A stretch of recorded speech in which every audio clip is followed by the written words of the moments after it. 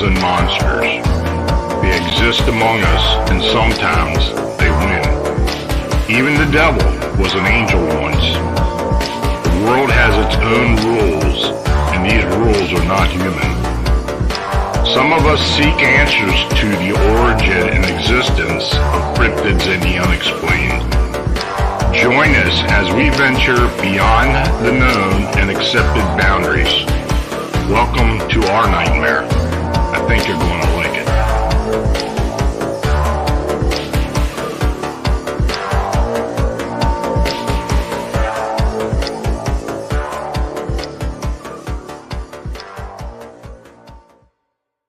Hey folks, good evening and welcome to another episode of Phantoms and Monsters Radio, where we explore the strange and the unexplained. I'm your host, Lon Strickler. Thanks for joining us. Now, if you enjoy our content, then please subscribe, like, and share our presentations. Super Chat is active during the show, so please show your support for Phantoms and Monsters Radio by clicking the dollar icon under the chat. You can also support the channel by using the Buy Me a Coffee link or banner in the description below. Your consideration is very much needed and appreciated. Now tonight, Steve Stockton is a veteran outdoorsman and paranormal researcher who puts together collections of terrifying, odd, and strange encounters. He also references his own personal encounters with the unexplained. Steve studied English language at the University of Tennessee, Knoxville, and lives in Portland, Oregon. His books include Strange Things in the Woods, a collection of terrifying tales, and My Strange World. His most recent series is titled National Park Mysteries and Disappearances, and it's a 3-volume series. From his early years, Steve has had what can be called strange and oftentimes frightening experiences with the paranormal and unexplained. These encounters led him to search for the answers, only to discover the truth isn't easy to find. In his book, My Strange World, is a collection of Steve's encounters from his personal life, as well as his life as a renowned paranormal researcher. If you like scary stories and to take a trip down the road of the unexplained and bizarre, then buckle up and get ready to dive into the strange world of Steve Stockton. So, Steve, been a while, so thanks for coming on tonight. Oh, my pleasure, Lon. Always happy to be here. It's been a year and a half, 2 years, something like that. I didn't realize it'd been that long. Well, I mean, it's been it was before you wrote these recent series about the national parks. Yeah. And it's a strange fascination everybody has with that phenomenon. Of course, with David Pilates writing the Missing 411 series, and then some of the other weird stuff that people come up with. Occasionally, I'll get a story or two as well. But let me ask you, what is it about national parks that causes or is conducive to this type of activity? Yeah, well, I think the main thing it's wilderness, and a lot of it, and it's one of the things that's, there's a lot of visitors. Smoky Mountains, Great Smoky Mountains National Park, even during the lockdown and stuff, it had over 12 million visitors. So it's a place where a lot of people go, and a lot of things can go wrong. There's natural things that can kill you out there. You can fall, you can get attacked by animals, but then there's, a dark side to these national parks too, where people just literally go missing without a trace. And there's a lot of theories, that something's taking people or something, some person or something. Serial killers, maybe, but if there are, they're 100% effective at what they do. To be able to take somebody and not leave any kind of physical or forensic evidence, no eyewitnesses, anything like that. So there's a supernatural element that plays into it as well, and that's what fascinates me. Now, there's a lot of different theories. There's, of course, Bigfoot, there's aliens, the Fae folk, portals, time slips or glitches, a little bit of everything. Well, and I'm familiar with the Appalachians about more than any other national park for the most part, and especially with Smoky Mountain. But it does seem that a lot of weird stuff does happen along that. And of course, with the Appalachian Trail running up right across it, and a lot of the weird stuff that people see on that trail and experience on that trail. It just seems to be a place for a lot of weird things happening. Yeah, a lot of places that the AT passes through, like you're saying, even the towns are a little ways off the trail. Cryptids, hauntings, a little bit of this and that. It just seems to follow the trail, or the trail followed it, almost like what they have in Great Britain with the ley lines, where these points kind of line up on a map.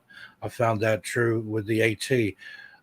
Depending on which end you start on, it runs from Maine to Georgia. I've never through hiked it. I've always wanted to. I've hiked on it in every state that it goes through except for Maine. But there's some strange places out there in the woods, and strange things happen, unexplainable things, inexplicable, however you want to say it. But it's an interesting place, and it's not that much different out here since I moved west about 15 years ago. I've been on the Pacific Crest Trail. Some of those out here, you run into a lot of the same things. Yosemite, even though it gets fewer visitors, it has more missing people than the Great Smokies. Is that right? Yeah, I didn't realize that. Yeah, Yosemite's the top 10 missing people. I don't know the exact number, but it's quite a bit. And then I was just up on Mount Rainier this past week. There's a lot of people. I think there's currently 6 missing and unaccounted for up there. Some of them been that way for a long time. So, well, we hear these tales about either 2 people or a couple people going together into a national park and just doing fishing, hiking, and whatever, and then all of a sudden one of them disappears. I mean, just suddenly. Mm-hmm. What is your theory on that? Oh, that's a tough one, Lon, because literally it can be in the blink of an eye. There's lots of cases where literally people were hiking together. Somebody maybe turned around to look at something, turned back, the other person's gone. No trace. They didn't hear a scream. They didn't hear footsteps. They didn't hear anything. They're just simply gone. And there is some similarities of people that go missing. People wearing red tend to go missing more often than those. And you'd think it'd be just the opposite. You think, you're wearing red, people can see that. It would be hard for you to go missing. Right. But in some of the more famous disappearances, like Dennis Martin, little boy that went missing in the Smokies, Father's Day 1969, he had on a red jacket. There's a case I covered up in the Bennington Triangle area. Same girl in a red jacket walked around a curve in the trail, never seen again. People of Germanic descent are more likely to go missing. And people on either end of the intelligence spectrum, PhDs, that type people seem to go missing, as well as people on the autism scale tend to go missing as well. So it's almost like there's a sampling there of certain things that if something is taking a certain type of people, there's something that they look for. And a lot of times it'll be people that are fit and hardy, people that are used to hiking, to do a lot of hiking, even people that they run marathons up some of these mountains. There was a guy that I can't remember what mountain it was on off the top of my head, but ran a marathon up the mountain, got to the turnaround point, started back down, and they never saw him again. Uh-oh, camera glitched out there. I disappeared for a moment. But there's not any one thing in particular. It's like several different things and some similarities and then sometimes not. So it's really hard to, as Charles Fort wrote, one measures a circle beginning anywhere. And that's kind of the way this is. You can start with this and certain things line up and you can say, oh, well, it's this. And then maybe something else. Well, yeah, it could be that. Or it could be any of those things that I mentioned, or maybe all of them. I don't think it's any one particular thing. I think it's an assemblage of supernatural things, predators, both animal and human, and then just stuff that, like I said, aliens or time shifts or glitches. So that's happened too, where people have gone missing and experienced like being in a different place. Like on the trail hiking, suddenly there's no trail. I turn around, there's no trail behind me that I was just on in an unfamiliar place. Nothing looks right. Nothing looks like it should on a map. Sorry, I don't know what's going on with my camera there. Okay. Camera creeps. the powers that be are trying to silence me here. But yeah, it's just, I don't know, it's hard to fathom. And then other people that have gone missing, maybe missing for several days, when they come back, they'll think they've only been missing for a few hours. Likewise, there have been people that are only gone for a few hours. And then when they're found, they say, well, I was gone for days because I saw the sun rise and set 2 or 3 times. But in reality, in our timeline, they were only gone for maybe a couple of hours. When you hear some of these accounts, the first thing you have to think about, and of course, many people think it's Bigfoot and whatever doing this. And early on, I thought that was possibly an explanation. But as time has gone on, it seems to be more out there, as getting closer to some type of abduction. Or portal or something that they're getting into, or they're being taken. Especially if those who will talk about only thinking they've been gone for a short period of time and been gone for days. Yeah. I don't know what you think about that. Oh, yeah, it comes exactly in line. In fact, I spoke at a UFO conference in San Francisco in March, and the presentation I gave, I tied people with abduction experiences with people that have gone missing and came back, and it dovetails there. They experienced a lot of the same things. They saw a lot of the same things. The time loss and things like that, being in a different place, or someplace where the sun never set, or someplace where it set several times in a shorter time span than they had been gone. So I think there's something to that theory too, that it's very, very reminiscent of abduction experience, especially with some of the screen memories, the things that people remember, that like a lot of abductees remember owls and things like that. And there's certain birds and animals that play into people that go missing in the woods too. And then there goes my camera again. That didn't glitch out. I heard the noise though. Hopefully you can still hear me even if the camera. Oh, I hear you and see. Okay. It's fine. But another one, like you hear about little kids that go missing and they say, oh, a bear took care of me.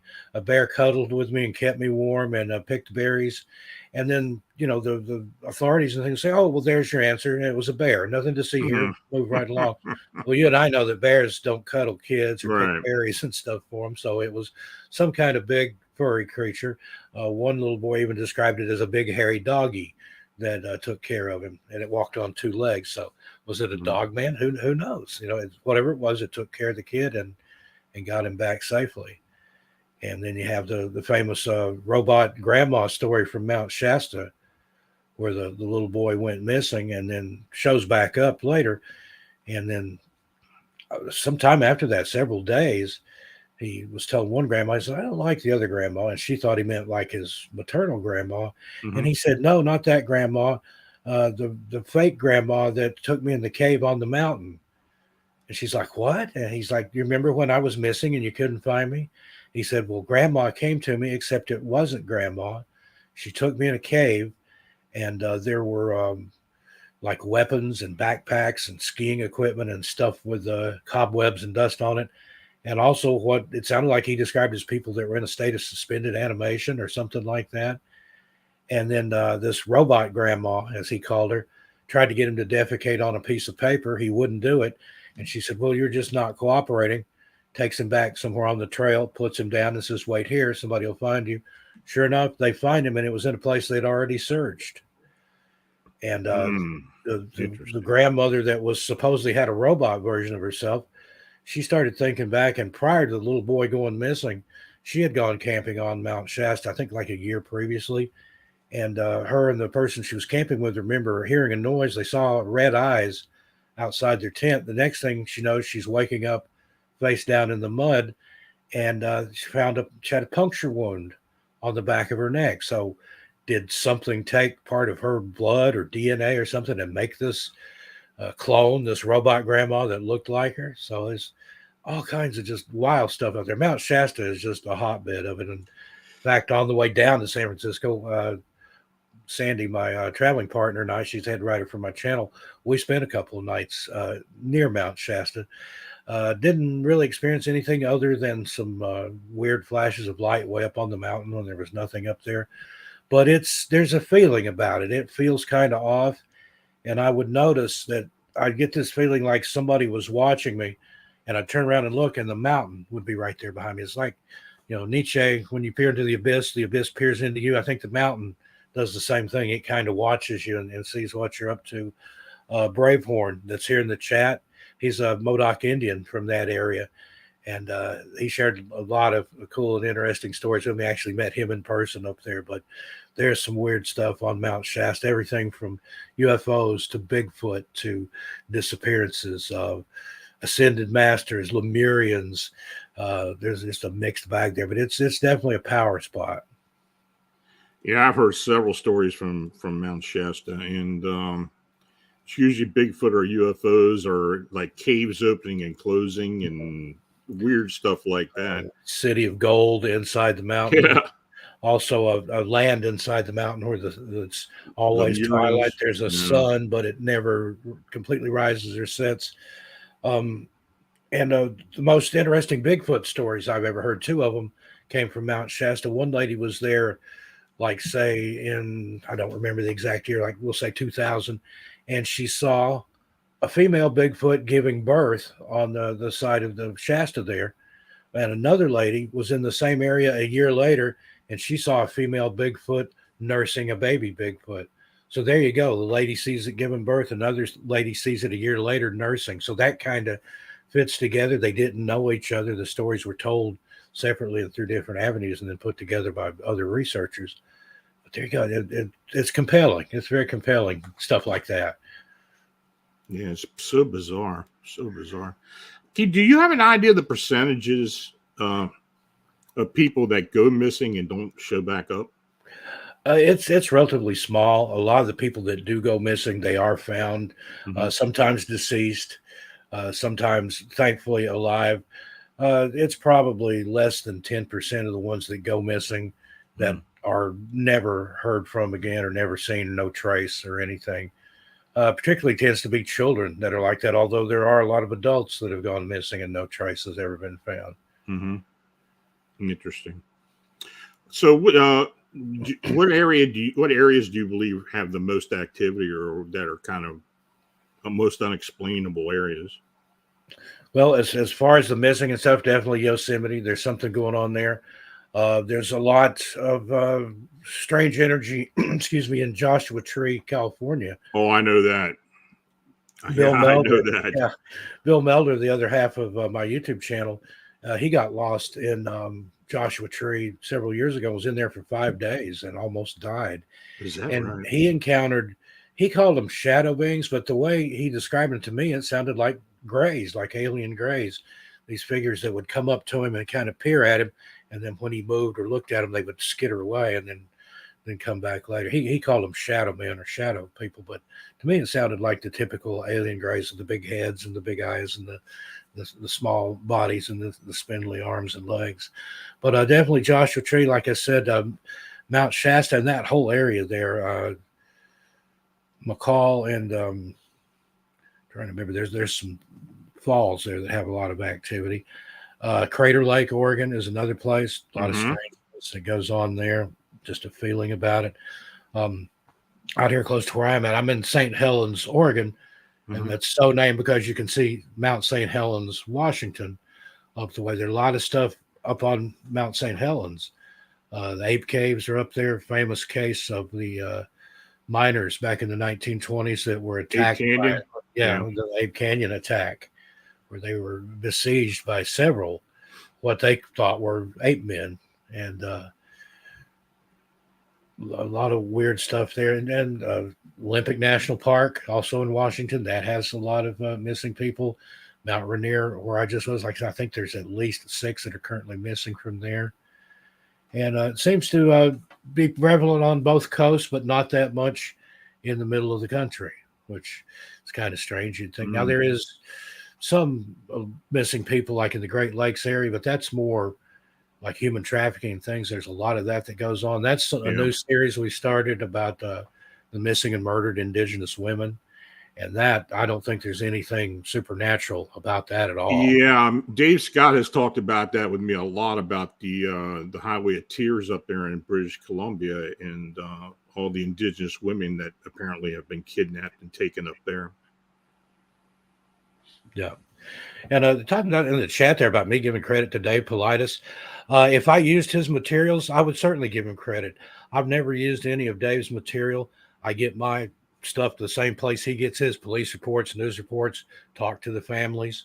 I mean, we may report on some of the same stories, but that's his information and his research. I do my own research and always have. I cover a lot of cases that Dave doesn't, just because they don't fit into his 411 framework. And I understand that. That's right. That's his thing. That's what he wants to do. So there's certain cases that he won't cover, which I'll cover any missing case. So right. We got a question here from Tommy Cooper that asks, "What delineates supernatural from natural?" Well, again, that's perception. I mean, depending on what you believe. If say you're a Christian and you believe in the Bible, everything that we consider natural was spoken forth out of the supernatural. So there you go. And God said, and there it was. So there's different ways to look at that. I consider the supernatural or the preternatural anything that's outside of the normal human experience, usually things with irreproducible results. If it was a science, you could get it to do the same thing every time, get the same results. But with the supernatural and that sort of thing, there's things that happen maybe only one time. Mm-hmm. And those are some of the most fascinating, especially with the cryptids and the monsters and things, the one-offs like the Dover Demon, or that was seen, I think, a couple of nights in a row by 4 or 5 different people, but then it was never seen again. That's the stories I love. And there goes my camera again. I'm more of a storyteller and a legend tripper. I don't do a lot of hardcore research. Now I do on the missing person cases. Mm-hmm. They have to in that. But as far as the cryptids and the supernatural stuff, I like to just go to these areas where stuff's happening. And I don't expect anything to happen. I just like to go there and know that, this is where the Mothman appeared in West Virginia, or this is the Dover Demon. I've been up there to that area. And again, didn't see a thing, didn't experience anything. I did meet one of the original witnesses to the Dover Demon, and just he seemed almost embarrassed to talk about it. So, yeah. Yeah, well, you probably have encountered the same thing with witnesses as I do. Sometimes it's like pulling teeth, but many times they will come forward, and I think it's gotten easier nowadays because of the internet and TV and this and that. It's definitely more accepted than it used to be. A lot of the stories in Strange Things in the Woods, those date back to like my childhood, my teenage years, to friends of the family. Mm-hmm. Just about everybody in there that I have stories from are passed away now. And that was kind of the impetus for doing that, because I thought, as I had an epiphany at my grandmother's funeral, I was looking at her there in her coffin. I thought of every story, every legend. She was in Appalachia, what they call a granny witch. She called herself a gypsy witch. I don't know where the gypsy part came from, because I've got it in my family too. So, but I thought, because she told fortunes and read playing cards. She wouldn't touch tarot cards. She said they were too dark. Tea leaves, coffee grounds, animal entrails, all this weird stuff. And I thought, every story, every legend, every superstition, everything she ever told me, it's all right there with her, and that'll be the end of it. And I thought, I'm not going to let that happen. I'm going to write these stories and care. So I started cataloging stuff. And a lot of people were reticent to talk about it, especially if they thought you were going to make fun of them or think they were crazy or something. But then once you got them talking and they saw that you had a genuine interest, sometimes it was still, you had to drag it out of them with a log chain, but most of them were more apt to talk like that. I had one old gentleman, Otto Darrow. He was a first generation Irish immigrant. His family had immigrated over from Ireland. They lived over on the Cumberland Plateau in Middle Tennessee, near the Jamestown area, like miles and miles and miles back in the woods where he grew up. And he had just some amazing stories, but he wouldn't let me record him. I said, Otto, can I come and talk to you and get some of your stories? Yeah, come on. I took this is a long time ago, a little reel-to-reel recorder, a little tiny one. And he's like, nope, you ain't recording me. He said, you can take all the notes you want, but I don't want you to record my voice. I was like, damn. So I had to take notes seriously, because he talked a lot and had a real hillbilly accent. And I even had to get my dad to translate later some of the stuff he had said. My dad grew up in that area, so they have their own lingo over there, almost their own dialect. And it's based, a lot of it's based on the old English and stuff, but it can be hard to understand sometimes. That's interesting because I've talked to several Pennsylvania Dutch and Amish people over the years, and they're the same way. I mean, they don't really want you even writing any notes, and they don't want you repeating it. And I have promised them I wouldn't, say a lot of, but I have had a few tell me a few that I've been allowed to. Because I'd wondered about that before. I bet they have some amazing supernatural encounters, cryptids, and ghost stories and things like that. That happens to them, but for the most part, because of their beliefs, they just will not. They just will say it's something else. It's something they shouldn't have seen, or it doesn't conform to their beliefs, and they'll just stay away with it. But I have been able to get a few stories out of folks. Yeah, and you run into that in Appalachia. Anything that you can't explain, or anything that seems out of the ordinary, it's automatically of the devil. It's satanic. That wasn't a ghost you saw; it was a demon. And then you run into that a lot, particularly in parts of the South.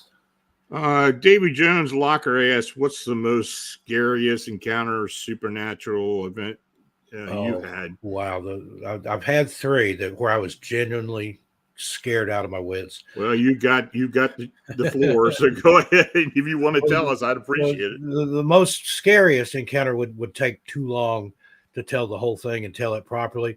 But back in the 90s, I had an encounter with 2 black-eyed children. Is that right? There's a version of that on a channel here on YouTube called Unicorpse Tales, like unicorn except corpse, Unicorpse Tales. Tanya, the girl that has that channel, she interviewed me, and it seems like it's about a half hour long or so. But that one, I don't think I'll ever write about that one, because just the irrational fear that I experienced, I don't think my writing would ever be good enough to capture it. And even when I tell it, you can tell I get my hands sweat, I get a waver in my voice and stuff. But that was the most frightening, and really the least frightening. It was 2 little girls in a parking lot at 2:00 in the morning. I was moonlighting as a hired gun, like a network engineer, and I was rewiring a place for a Cat5 cable. They were going from the old dumb terminals up to the actual PC at everybody's desk. So I'd go in after they were finished for their day. It was a medical office. And then I'd stay till midnight or after sometimes, running this network across 3 different floors.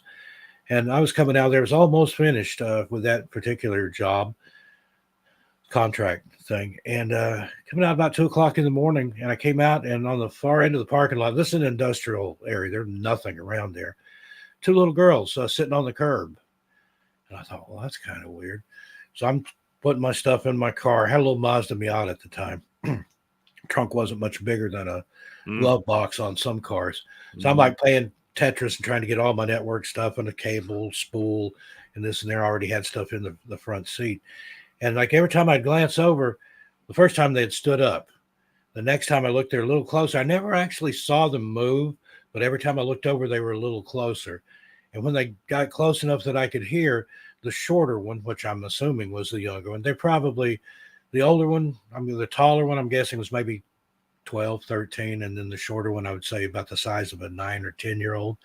They're wearing dark clothes, like very plain, like black jeans and dark colored hoodies. And the taller of the 2, what I said, I believe is the older one, she was talking nonstop. And it was like not to me, but about me to the other one. Oh, he'll let us in. He'll take us in his car. He won't leave us out here. It's cold. It's dark. It was dark, but it wasn't cold. It was in the summertime. And just the same thing over and over. She kept just saying the same thing. He won't leave us here. He'll invite us in. He has to let us in. He can't leave us here. And but she never addressed me. But by the time they got up close to the car, I saw, because I was under a street light there, they didn't have any eyes. It was black in there. And I'm just like, holy cow, I'd never heard of such a thing before. And it just, it scared the crap out of us. A total fight or flight, like a feral fear. And I couldn't explain it. Just the way it was rolling off, because it wasn't anything to be scared of, but it was whatever was around them, or whatever was controlling them, or whatever I don't even know that what I was seeing was even real. It might have been some kind of projection of It felt demonic to me. That truly did. And I finally got in. I got my car started, and they were right up to where they could have jumped in the car because I had the top down. And instead of driving out normal, I went down through the lawn of the place, jumped the curb. Had a girlfriend that I stayed with sometimes when I worked late because she lived close to my regular 9 to 5 gig. And that night, even though I had to be at work the next morning, instead of going to her house, which is only a couple miles away, turned the other way, tore down Pillsbury Parkway there in West Knoxville. And I'm doing like 100 miles an hour in this little Miata. And I kept looking in my rearview mirror, not for the cops, but I had this irrational thought that I'm going to look back and those little girls are going to be like hanging on the back of the car, or I'd look over and they'd just be in the seat or some just, stuff that didn't make any sense. Drove all the way to my parents' house in Oak Ridge, which was, good 20, 25 miles away. Got to their house, went in the driveway, pulled around back and parked under a tree, which I'd never done. Let myself in. They were long asleep. And I stayed up the rest of the night, like peering out the windows and looking out the kitchen door, like these two little girls are just going to show up. And they never did, of course. And I ended up, once it was daylight, then I called in sick to my other gig and then slept what I could. But it was frightening. I still, like I said, even when I tell it, it's like almost a PTSD type thing. I relive it in my mind. And it's gotten easier to tell. I wouldn't even talk about it for a long time. And yeah, because I've never heard it before. No, and part of that was the fear that I'm part Cherokee, and a lot of the elders will caution you against just by talking or even thinking about certain things, you can draw it to you. Mm-hmm. So I was like, I certainly don't want these things to show back up. But the first time I talked about it was on the old Art Bell show. And Art was sick that night, and Heather Wade was sitting in for him. Mm-hmm. And it was great, though. He called in during one of the commercial breaks to tell her what a good job she was doing. And he said, "Hey, Steve, I like that story." And I was just like, wow, I talked to Art Bell. He goes, he's a legend. But that night, after I was done with that show, there was, and the house I was living in at the time, I had perimeter alarms, I had motion lights, all this stuff. None of that tripped off, but there was a knock at the front door, bang, bang, bang. And then I heard what sounded like a scream that came into the house, went all the way through the house and out the back. At first, I thought something had happened to my daughter. I ran, flung her door open, turned the light on. She's in the bed asleep. And I'm like, "Are you okay?" And she's like, "Yeah, why?" I said, "Did you hear that scream?" And she said, "No, but I told you, don't talk about those damn black-eyed kids." And other times I had just some minor things like that happen. Somebody else told me they were listening, and they had I think some paintings fell off the wall. That happened in my house. I had some glass things that shattered just on their own. So, but I don't think I'll ever write that one. Like I said, I just don't think I could capture the emotion that comes across when I tell it. But that's the most frightening encounter that I've ever had. And like I said, the one that should be the least frightening is just a couple of kids in a parking lot. Well, o'clock in the morning, but it was the circumstances, and whatever was coming off them in waves, and that's what was scaring me. When I talk to experiencers of black-eyed kids, it's palpable when they talk about it, as opposed to even somebody who sees a Bigfoot at a distance or something. No. These things are concentrated on them. They're talking to them for the most part. And what do you think it is? Do you think it's a possession thing, or what? I've never really been able to pinpoint or pin down what these things I think really are. It's either a possession thing or almost like some sort of demonic shapeshifter. I think that anything that's evil like that, it could appear to you in any number of ways.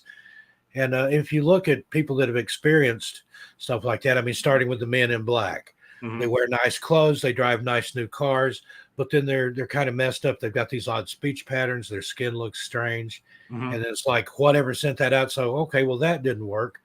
Let's send phantom clowns. Everybody loves clowns, but then it's these weird, creepy clowns that come out of the woods and chase people. Nobody loved them. And then it's like, well, damn it. What about kids? Everybody loves kids. We'll send kids out to try to get into people's places and stuff.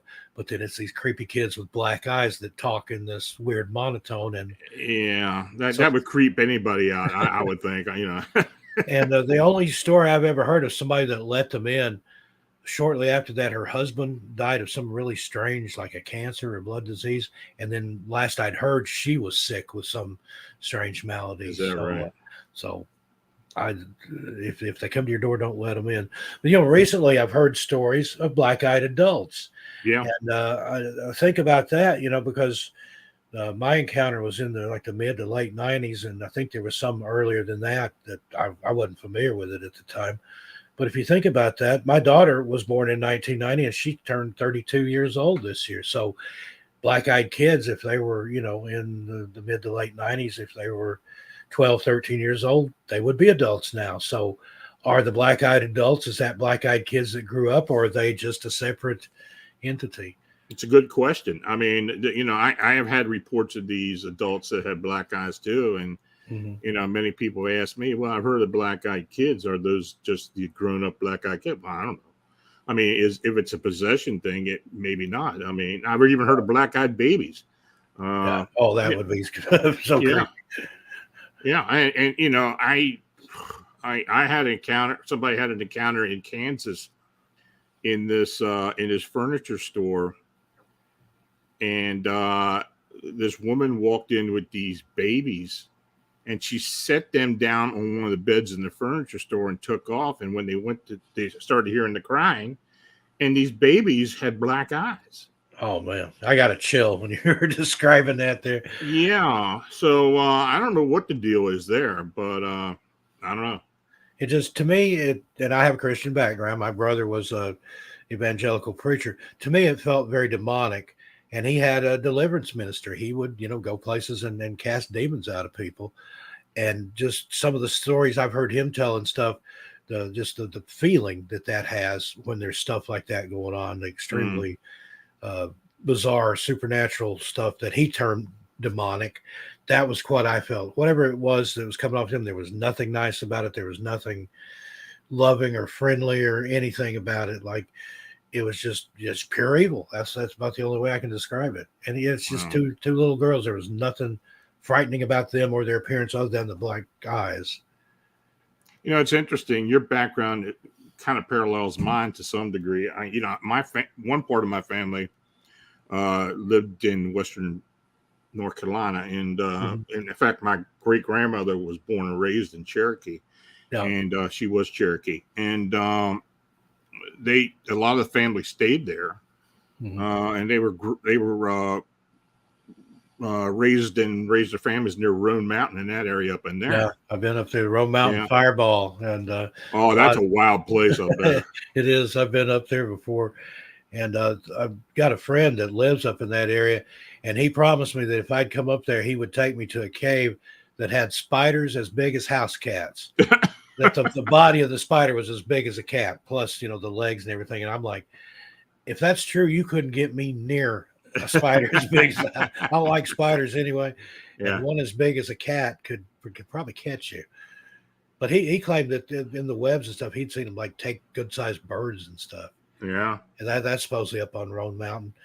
Near there, you've got Fiddler's Rock. Yeah. And then, of course, the Fireball there. And then not too far over there, we got a lot of weird stuff around Boone. Then you've got the Brown Mountain Lights, and I've seen those several times. That's some of the strangest phenomena I've ever encountered, and on several different occasions. I used to live in Mountain City, Tennessee, for a short time, so just a hop, skip, and a jump over to Roan Mountain or over to Boone or that area. That was basically, if you wanted to do any shopping, you had to go to Johnson City, Tennessee, or to Boone, North Carolina, or the other direction, Abingdon, Virginia. So that whole area there, it's just kind of a little hotbed of strange encounters and stuff. I've heard some weird stories. I mean, back then in the 60s when I was growing up, they weren't talking about Bigfoot, but they were talking about wild man. And, my uncle had a still up on the mountain. And the wild man would come there and bust open the still. And, they didn't like him being around there. So, I mean, I heard a lot of stories about it. I heard those stories about my grandmother, my maternal grandmother. They lived in Cades Cove when they came over from England. Mm-hmm. That's where they landed. So it's very similar to what you're describing there in Western North Carolina, because the Great Smokies National Park pretty much sits on the border between East Tennessee and Western North Carolina. Mm-hmm. But they would talk about wild men like feral people that Mm-hmm. lived out in the woods. I don't know if it was actual people that just lived off grid and didn't want anything to do with anybody, or if I've even heard it described as some kind of a hybrid, like maybe there's a guy on YouTube, South Force 10, that claims they're like a hybrid of human and Bigfoot that live up there, and that some of his relatives were hired prior to the national park. I think it went in I want to say 34, 36. Prior to that, the government hired some of his relatives to go in and hunt these things and kind of thin them out. But he claims that that's one of the reasons that the national park boundaries is where they are, to contain whatever these creatures are. And supposedly they have a taste for human flesh. And he claims that they're responsible for the disappearance of Dennis Martin, and they ate him. Now, that's not my story.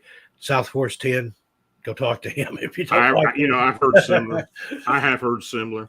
Yeah. I just posted a story yesterday, and I've had it for a while, but I reposted about a supposed U.S. Special Forces team going in there and hunting out killer Bigfoot group, and actually the area was in the Great Smoky Mountains. So I don't know how true that is, but you hear a lot of weird stuff up there. Yeah, that was kind of the thing with the Dennis Martin case. Yeah. The Green Berets showed up to look for him. Well, the Green Berets don't show up for missing children. Now, the official story is that they were in the area doing some kind of exercise and they joined in, but maybe. And the FBI was there right away. And the field agent out of the Knoxville office that was over the Dennis Martin case opted himself out in a very spectacular fashion in a nightclub on Kingston Pike there in Knoxville. Went out in the middle of a crowded dance floor, and kaboom. So, what did he know? What had he seen about that case that disturbed him? And I don't know, never got any real answers to that, never found anything, any trace of anything. There was the Key family saw what they described as a hairy, rugged man running up a hollow there, a holler, as they called it, with something red over his shoulder. Well, Dennis was wearing a red jacket when he disappeared, and they had heard a scream prior to that. So, but again, was it just somebody like Cannibal Hillbilly, or was it a Bigfoot type creature, or a hybrid, or who knows? That whole story, that whole thing is creepy. I mean, your mind wanders and goes into a lot of different places it really shouldn't do when you start hearing that story. And it does seem strange that kid just suddenly disappeared the way he did. So interesting. Somebody asked about these pale humanoids, and of course, I wrote a book about it recently about this pale humanoid or crawler phenomena. Yep. Have you been hearing much about that? I'm hearing more and more, and it's one of those things that supposedly maybe it started out as a meme or a creepypasta, but then people actually started seeing it, and that's happened with other stuff. I mean, Slender Man and things like that. It was just a made-up story. Then people started seeing it, and then there was the two little girls that were going to kill another little girl, going to sacrifice her to Slender Man because he commanded it. So there's, again, you go back to like the native idea, the tulpa, that if you think about something enough, it's a thought form. You can create things, and there's been cases where that has supposedly happened. I know the University of North Carolina, they had one of the first, if not the first, parapsychology study departments in the country at the university level. Over at Rhine, and they basically created a ghost. They would meet once a week or whatever. They would talk about how he was, what he used to be, the things he did, and then it started manifesting. And then another story that I like to point to is Walter Gibson, the guy that wrote the old Shadow Mysteries for radio and the pulp magazine, the Shadow Knows, that sort of thing. Well, in his apartment in Greenwich Village, New York, people started seeing Lamont Cranston, which was the name of the person that the Shadow was. Like Batman was Bruce Wayne. Right. The Shadow was this guy named Lamont Cranston. He always wore a overcoat with a collar turned up and a slouch hat and a red scarf. Well, people started seeing this thing in his apartment. He was having dinner one night, and up in the galley above the gallery, rather, above the dining area, they saw the guy on the walkway. And they're like, "Oh, great. What'd you do? Hire somebody to dress up like the shadow?" And he said, "No, that just started showing up here." And for those that don't know a lot about Walter Gibson, this is a man who had like 6 typewriters set up, and he would go from one to the other to the other. He wrote hundreds and hundreds of those radio scripts and stories for the pulp magazines and stuff. And that's what he said. He said, "It's a thought form. It's Yeah. something that I created. I sat here and I put all this emotion and toil and literally blood, sweat, and tears into these stories, and it manifested without me meaning to do that." Well, that was my premise for the book. The Mhm. book's titled "The Mean Humanoids," and I that was one of the overriding theory that a lot of these pale or crawler humanoids were thought form manifestations. Yeah. And it is funny that people are seeing these things all of a sudden, Yeah. as opposed to what they have been seeing And I before. believe that can happen. And that's one reason I didn't talk about the black-eyed kids. I didn't want them to come back. And, Yeah. but then a part of me would like to see him again. I would like to see him again now, like after this many years, and see if it would still be the same, if I would still feel the same or still. Right. But part of me thinks, yeah, I probably would. So yes and no. Somebody asked about the Brown Mountain lights, and you have seen them, haven't Oh you? yeah, I've seen them several times. Yeah. Probably a half dozen or so when I lived in the area. I went over there every chance I got, and they never failed to appear. Now sometimes they were more brilliant than others. Sometimes the light show or whatever you want to call it lasted longer, but I saw them every time I was there. The first time I saw them like in the wooded area. I was on the overlook there at Wiseman's Gorge. There's a pull off on the side of the road. Well, I was on the other side of that. It's hard to get to. The gravel road that goes back in there, but it's got a really good view of the whole gorge there in the overlook. And first it looked like almost like a fluorescent lantern, like somebody was holding a lantern and running through the trees. And I thought, I don't know, that's no big deal. But then the next day I went up there early before it got dark, and the area where I'd observed the lights was literally on a sheer cliff face almost. With some of the outcroppings, there was trees growing up off the rocks. There was no way any person could have even got to where those trees were, let alone run through. And then other times I've seen them come up over the mountain and fly across the gorge there, come over your head. Sometimes they'll start out as one, it'll split into 2 or 3. They'll change color, then they'll go back together, then they're just gone. I've had them come relatively close and then just wink out. It's strange. And they've all kinds of studies have been done there. I know UNC went over there. Seismologists thought, oh, it's the tectonic plate shifting or the old swamp gas. That one's been trotted out. But another common theory is, oh, well, it's headlights of cars but they were seeing those lights in there before there were any cars or trains or anything in those mountains. Yeah. Now, the legend is that there was 2 different tribes that were warring there. And that's the ghosts of those braves that you see. And then there's another story that's similar to that, where one Indian maiden wanted to marry outside of her tribe, and she was murdered for that. And then the guy she wanted to marry was murdered too, and that's their spirits in there looking for vengeance. But whatever it is, whichever legend you want to believe, or it's creepy, and it's a good kind of creepy. And I didn't get anything evil or bad off those. It was just kind of cool to sit there and watch that. Yeah, my associate Butch Witkowski spent time down there, and he wasn't really sure what it was, but he did see it.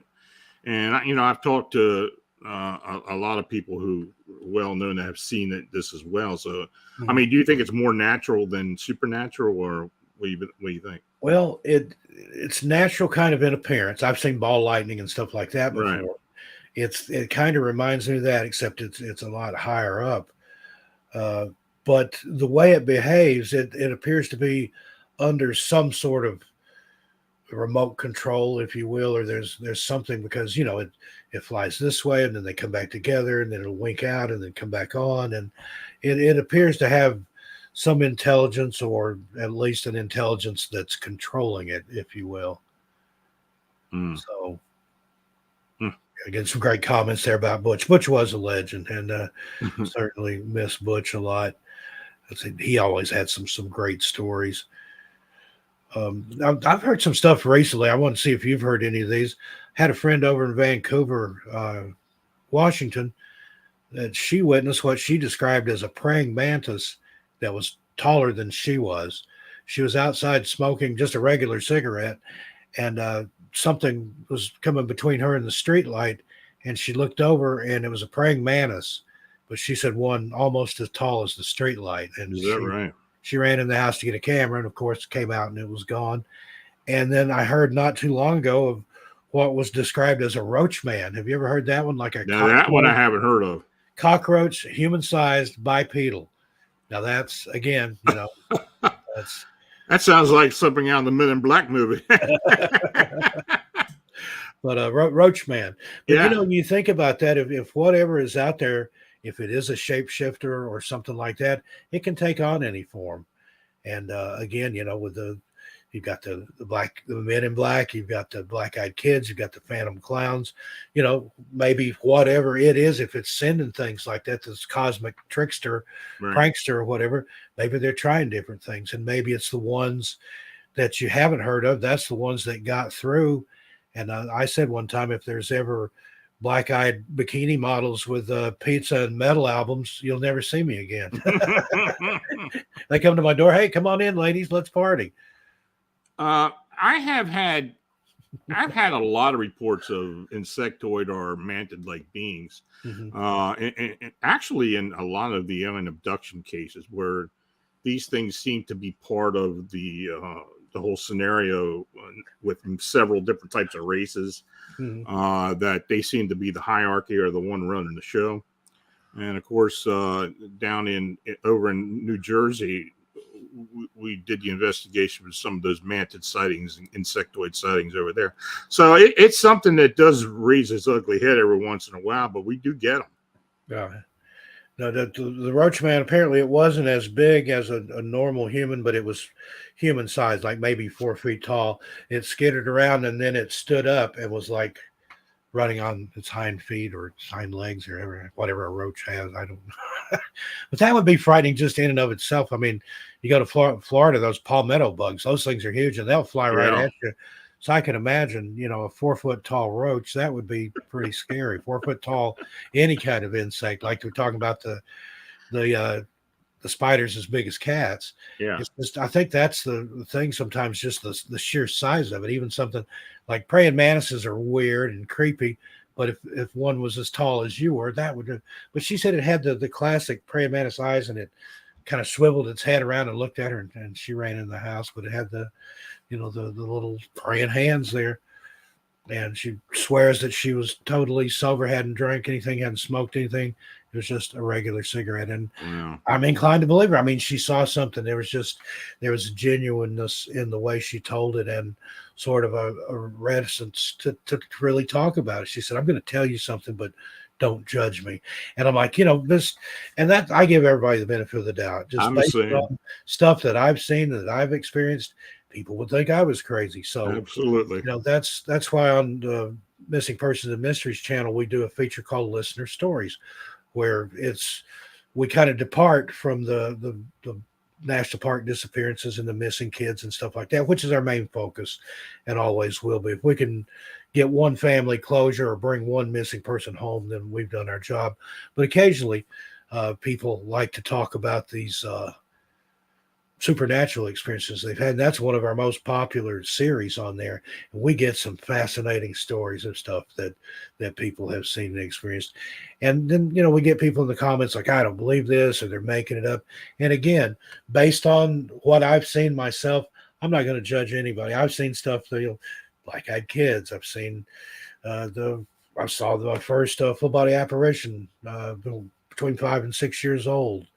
I had something chase me in the woods that was invisible. That was the second time most scared.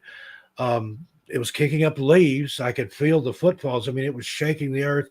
It was bending tree branches much higher than my 8-year-old head, but there was nothing there. And it was after me. It was coming right at me.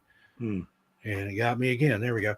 And I ran screaming down the hill. We had 25 acres out in rural East Tennessee. And there's an old ditch there. I was playing in the ditch, or I just walked up and looked into the ditch. And whatever it was came running up out of the ditch and right at me.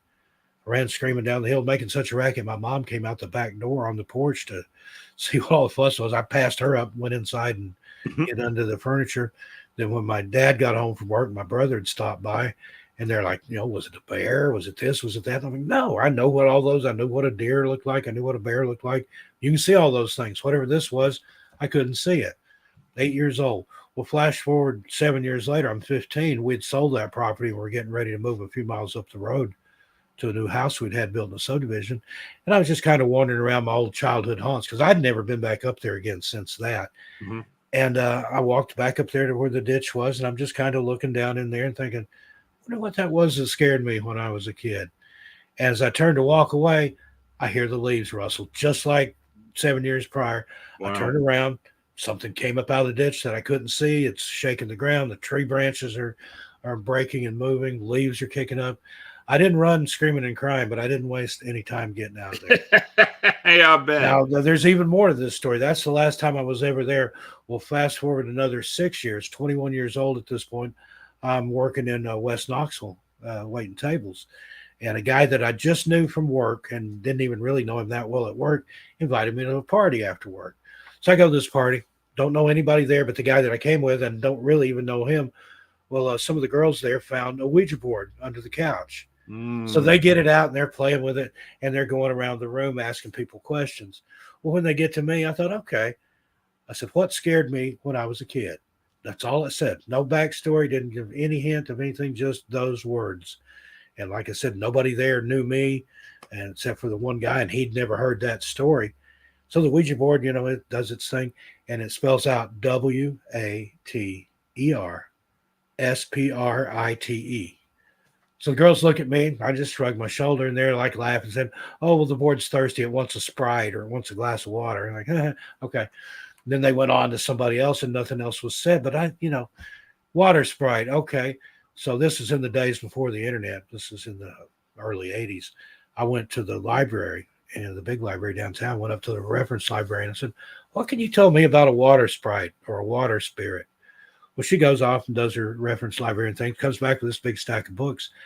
And she's got all this mythology stuff about the fae and elementals. Mm-hmm. And there are types of creatures called a naiad, which mm-hmm. is a spirit that guards the water.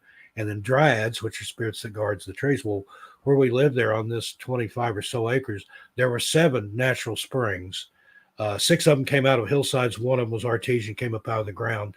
So what better place for a water spirit than someplace where there's 7 springs that flowed down into, used to be the river. It was a lake at that point. They dammed up the lake and made a river.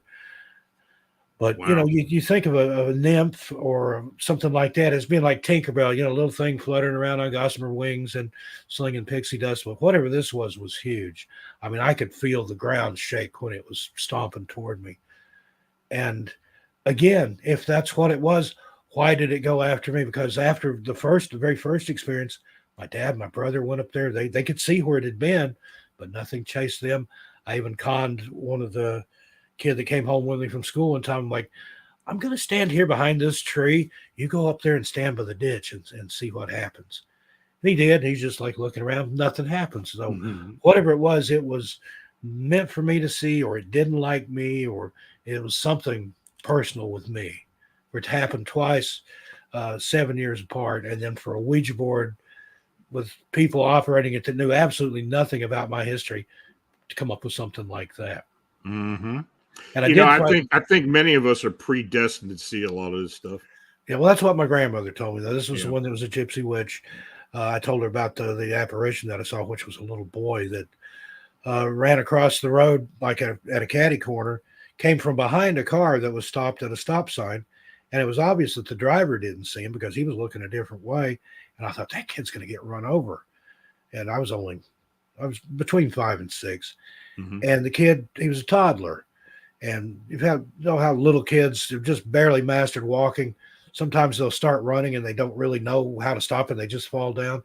Well, that's what happened. The kid comes out from behind this car, runs across in front of it at an angle, down into our yard, gets maybe 3 or 4 steps, falls, gone. Nothing. And our driveway was exactly 212 feet long. I measured it later for bicycle sprint purposes. But I was about halfway in the yard. So I was within 100 feet of where this happened. Did not take my eyes off the spot, went right to it. There was no hole, no place that a child could have fallen into, nothing that I could have mistaken for a child running. I mean, I know exactly what I saw. I can still tell you what he was wearing. This was in the 60s. He had on little blue shorts with suspenders, white shirt, matching blue cap, with little white shoes and socks like kids wore back then, like almost little leather, not quite an Oxford shoe, something like that, but kid shoes that they wore. And he blonde headed, ran, fell, gone. And I don't know if it was something that was attached to the car, like maybe there was the remains of a kid in the trunk or something, because I didn't recognize the car, and that was a dead end into the lake where it was going. And but the person in the car didn't register that they had seen it at all. And years later, I told my grandmother about that, and she said, "Well, you'll see things." She said, "Sometimes it's meant for you, sometimes it's meant for other people, but you can see it too." And that was just very cryptic, but that was the way she looked at things. And to me, or to her, I was special. She had 10 kids, 9 boys, and my mother being the only girl. And out of all the grandkids, and she had a lot of grandkids, I was the one born with what they call a veil, born with a veil over your face, or caul. Mm-hmm. All it is the amniotic sac. They had to cut it off of me when I was born. Well, my grandmother was present for the birth, and in her Appalachian superstitious mind, that marked me as a special child. So she would get me alone when I went to her house and teach me all these things, about her fortune telling and about superstitions and how to avoid bad luck and things to do if you did this, and just filled my head full of all kinds of stuff like that. And I was actually afraid of her when I was little. She looked like a witch, and I was scared to death of her. And she'd take me. She had a big old Victorian farmhouse, and she had a room set aside for quilting. Her and one of my aunts would sit and cut out pieces to piece together quilts. They'd cut the pieces all summer, and then in the wintertime, they'd sit in this old dining room and put quilts together. Well, she'd take me into her sewing room, and it was dark in there and had the blinds closed and everything, the drapes closed. And she'd tell me all this stuff and make me repeat it back to her. Now, what do you do if you see this or hear this? Or, what if a chicken lays an egg with a double yolk? You got to throw it over the house. Well, if you don't think you can make it over the house, take it down to your uncle's house and throw it over his, because he's only got one story. And I'm thinking, that doesn't make sense. But it's just little stuff like that. And like I said, I'd repeat it back to her just to get away from her. But she would reward me usually like with a Hershey bar or sometimes a crisp new dollar bill, and be like, "Now don't tell the others," because I had other cousins that lived nearby. But the one time she really got me good, we were on the way to her house, and there was an area where we had to go through. She lived in a place called Powell, Tennessee, and we had to drive through the Carnes community.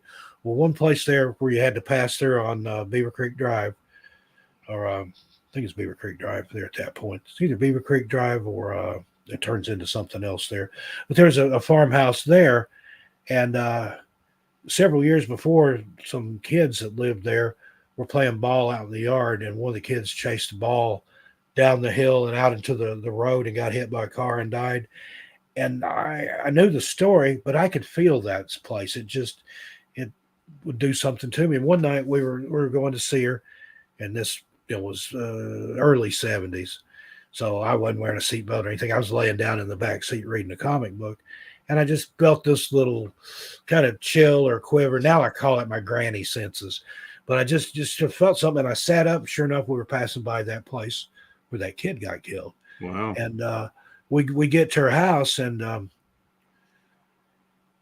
she didn't talk to me, and I didn't say anything to my mom and dad. I didn't even mention it. I hadn't said a word about it to anybody. Well, she takes me into the sewing room, and she was, I forget what the lesson was that time, but she said, you feel. And I thought she meant, you have feelings. And I thought, yeah, well, stuff bothers me, and I'm, have empathy and sympathy and stuff. And she said, no, I mean, you feel things like that spot on the highway on the way here tonight. And I just, my mouth fell up, and I'm like, I was maybe 7 or 8 years old. Like, she can read my mind, and that scared the crap out of me. Like, my grandma's in my head, get out of there. but she would know stuff like that she had no way of knowing. Yeah, I can relate, because I was raised around powwowing and Appalachian conjuring and Yeah. folk medicine and stuff. And absolutely. It's interesting. But I'm the only person in my family that I believe had some abilities, and I never really talked to my parents about any of that. Yeah. Well, my grandmother had it, and my mom did to just a tiny degree. It seemed to kind of skip the generation. Yeah. And then I got a lot of it. My daughter has just a little bit. So I think if she ever has children, that they'll have some of it. It likes to skip sometimes a couple of generations like that. But one of the strangest things she used to do, they had a farm. They had a dairy farm, and they also raised they truck farmed with produce and stuff, and they also raised their own meat and stuff. And in the fall, when they would butcher hogs, she would pick out one hog and say that was hers. And when they butchered that one, she would poke around in its innards with a stick and tell them what kind of year they were going to have the next year in crops. Well, the corn won't do so good, the tobacco will do good, and things like that. And my uncles swear she was as accurate, if not more so, than the old Farmer's Almanac. And they literally lived and died by that. Right. And then later on, I guess I'd never heard of any such nonsense like that. And then I was reading a book about the Vikings, of all things, and it talked about before they would go into battle, they would sacrifice an animal, and their magi, or their wizard, or whoever their person of that sort was that they had with their entourage there, he would study the entrails and predict how they would be victorious in battle and things like that. So, so how she learned to do it, I have no idea. Same, well, like with the tea leaves and the coffee grounds, that's just almost like a form of scrying or looking at the clouds and seeing shapes. She'd have the person drink the coffee, and then you dump the grounds out, and I see a travel in your future because that looks like a ship, or that looks like. And she claims that one time she flipped it over and it looked like a skull, and she sort of lied to the person and said, well, just I don't really see anything, but be careful. And the person died shortly thereafter. Oh, good. And she's like, she said, I always hated that. I should have told him a little bit more, but she's like, I didn't want to scare him. But she liked the old, there's a deck of cards called Gypsy Witch fortune telling cards. They've been around since I think the 20s or so. She had a deck of those, and they're based on the I can't remember the name of the deck. It's similar to tarot, but it's not tarot. She wouldn't touch the tarot cards. She said there was an evil, there was a darkness about those. Lenormand is what I was trying to think of. They're similar to the Lenormand cards. And sometimes she would make her own. She'd just take a regular deck of playing cards and add images to them, and that's what she told cards with, fortunes with cards. And she also practiced palmistry, and then something called phrenology, which it was popular during Victorian times, where you could feel the bumps on a person's head and tell them about their destiny and things. And I've actually seen some of the old ceramic heads that they used to teach that with the different parts of the head. Yeah, that's fascinating. Yeah. So, and you wonder, I mean, how much truth there is to stuff like that. I mean, it sounded right when she told it, and another one like that where she knew something she didn't have any way of knowing. And I had the lady that this happened to tell me about it. When she was a teenager, her and a couple other girls were going to my grandmother to get their fortunes told. They had to walk several miles to get to her house. And the other two were really into it, and the one's like, I don't really believe in all that. I think it's just a bunch of mumbo jumbo, but I'll let her tell my fortune just so I can, make fun of it and laugh at her behind her back. Well, they get there, they knock on the door. My grandma comes to the door and like, we're here to Miss Bessie was what everybody called her, or just Mama Bessie. So we're here to get our fortunes told. And she looked at him. She said, well, I'll tell yours and yours, but I won't tell yours because you don't believe in me. And the lady said, just you could have knocked me over with a feather. There's no way she could have heard what I said, where I said it, because it was miles away from her house. Right. But she would do that. And again, I don't know, some sort of sixth sense or some sort of insight. But she always told me if you dream about something 3 times, pay attention to it. Anything that happens in threes, pay attention, but particularly dreams and things like that. And that's proven true. Well, Steve, it's been really fascinating. I'm glad this hour just flew by. 10 minutes over. I told you, it's easy to get me talk. The hard part's getting me to shut up.